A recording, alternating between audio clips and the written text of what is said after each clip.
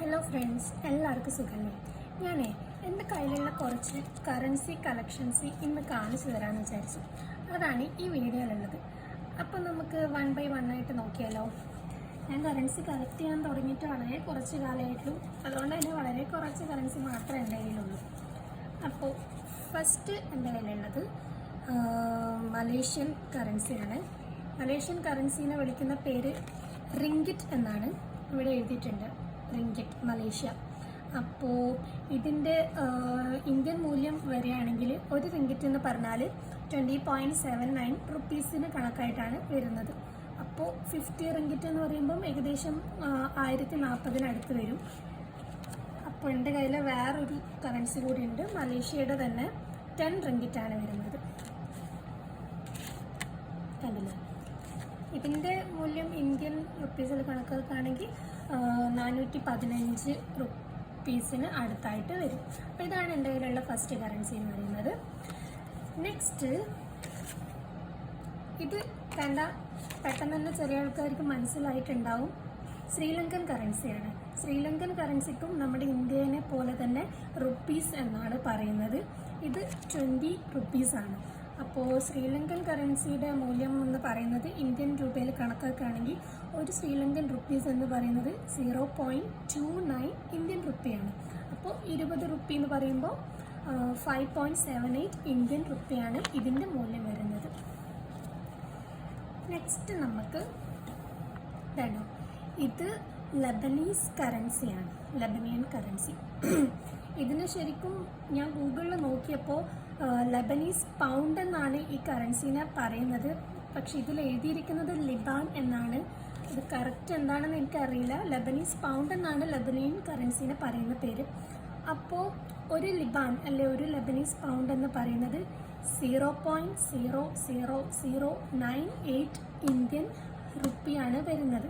അപ്പോൾ ഇത് 20,000 ലിബാനാണ്. അപ്പോൾ ഏകദേശം 19-20 ഇന്ത്യൻ രൂപയ്ക്ക് അടുത്താണ് ഇതിൻ്റെ മൂല്യം വരുന്നത്. ഓക്കെ,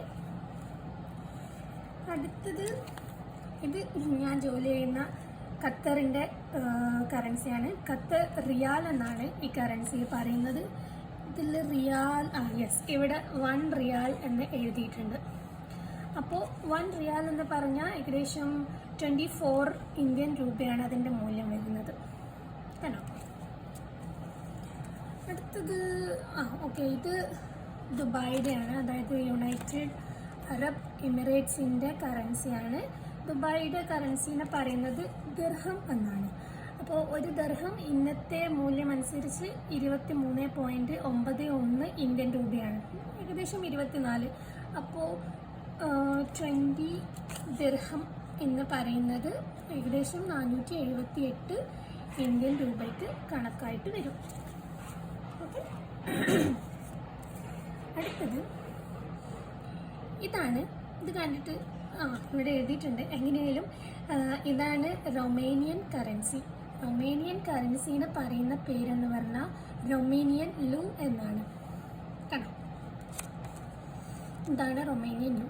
അപ്പോൾ ഒരു റൊമേനിയൻ ലൂ എന്ന് പറയുന്നത് 20 റുപ്പീസാണ്, ഇന്ത്യൻ റുപ്പീസാണ് വരുന്നത്. Vietnam currency. അപ്പോൾ വിയറ്റ്നാം കറൻസിനെ പറയുന്ന പേര് വിയറ്റ്നാം ഡോങ് എന്നാണ്. കണ്ടോ? അപ്പോൾ ഒരു വിയറ്റ്നാം ഡോങ് എന്ന് പറയുന്നത് 0.0033 റുപ്പീസാണ്. ഇത് 1000 വിയറ്റ്നാം ഡോങ് ആണ്. 1000 വിയറ്റ്നാം ഡോങ് എന്ന് പറയുമ്പോൾ ഇന്ത്യൻ രൂപ ഏകദേശം 3.34 റുപ്പീസ് വരും. എന്തായാലും വേറൊരു വിയറ്റ്നാം ഡോങ് കൂടിയുണ്ട്. ഇതാണ് 20,000 വിയറ്റ്നാം ഡോങ് എന്ന് പറയുന്നത്. ഇതിൻ്റെ മൂല്യം ഇന്ത്യൻ രൂപയിൽ കണക്കാക്കുകയാണെങ്കിൽ ഏകദേശം 66.78 രൂപയാണ് ഈ 20,000 വിയറ്റ്നാം ഡോങ്ങിൻ്റെ ഇന്ത്യൻ മൂല്യമായിട്ട് വരുന്നത്. അടുത്തത് ഇതാണ് കനേഡിയൻ ഡോളർ. ഇത് 2 കനേഡിയൻ ഡോളറാണ്. അപ്പോൾ ഒരു ഡോളർ ഏകദേശം ഇപ്പോൾ ഇന്ത്യൻ മൂല്യത്തിൽ 62.76 റുപ്പീസ് വരും. കണ്ടില്ലേ? അപ്പോൾ $2 എന്ന് പറയുമ്പോൾ ഏകദേശം 125 റുപ്പീസാണ് വരുന്നത്. 1986 ഡോളറാണിത്. അടുത്തത് നമ്മുടെ യുണൈറ്റഡ് സ്റ്റേറ്റ്സ് ഓഫ് അമേരിക്കയുടെ USD ആണ് വരുന്നത്. അപ്പോൾ USDയുടെ മൂല്യം $1 എന്ന് പറഞ്ഞാൽ ഇന്നത്തെ മൂല്യം ഏകദേശം 87.82 ഇന്ത്യൻ റുപ്പിയാണ്. ഓക്കെ,